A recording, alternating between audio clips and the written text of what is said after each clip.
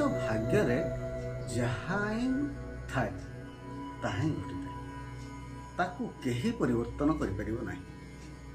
ବିଜ୍ଞାନର ଅଗ୍ରଗତି ଘଟିଲେ ବି ସେ ମଣିଷ ଜୀବନକୁ ରକ୍ଷା କରିପାରିବ। ତେଣୁ ଆମେ ଯେତେ ଦିନ ଧରାପୃଷ୍ଠକୁ ଆସିଛୁ ଆମେ ସେତେ ଦିନ ଲୀଳାଖେଳା କରିବା ଏବଂ ପୁଣି ସେହି ପୂର୍ବ ସ୍ଥାନକୁ ଫେରିଯିବା। ସୃଷ୍ଟିକର୍ତ୍ତା ହେଉଛନ୍ତି ନିର୍ଦ୍ଦେଶକ, ଆମେମାନେ ସବୁ ଜଣେ ଜଣେ କଳାକାର। ତେଣୁ ପ୍ରତ୍ୟେକ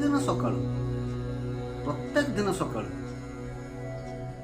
ସେଇ ପ୍ରଭୁଙ୍କୁ ଦୁଇ ହାତ ଟେକି ଦେଇ ପୁରା ସମର୍ପଣ ଭାବରେ ନିଜକୁ ସମର୍ପି ଦିଅ, ଯେପରି ଆଜିର ଦିନଟିର ଅଭିନୟ ସୁନ୍ଦରତାରେ ଭରିଯିବ। ଏଭଳି ପ୍ରତ୍ୟେକ ଦିନ ଅଭ୍ୟାସ କରନ୍ତୁ, ଦେଖିବେ ଜୀବନର ପଥ ବହୁତ ସୁଗମ ହେଇଯିବ। ଜୟ ଜଗନ୍ନାଥ, ଜୟ ଜଗନ୍ନାଥ।